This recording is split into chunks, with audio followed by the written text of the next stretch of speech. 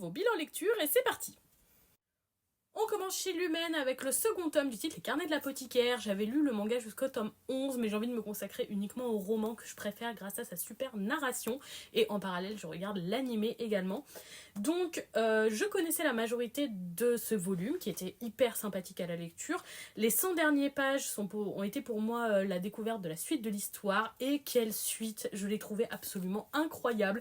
J'ai adoré les rapprochements entre certains personnages et surtout les révélations de Phantom qui me rendent hyper impatiente de lire le volume 3 qui sort au mois de mai.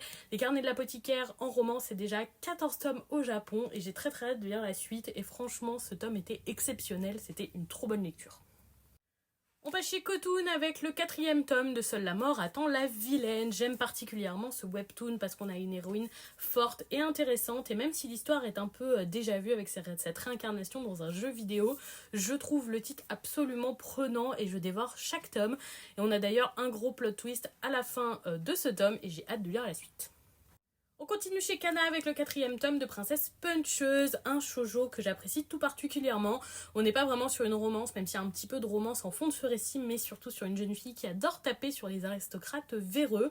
Un titre très drôle, toujours très agréable à lire, un tome super sympa, je continue de vraiment apprécier ma lecture. Et voilà pour le bilan lecture d'aujourd'hui, dites-moi si vous avez lu ces titres.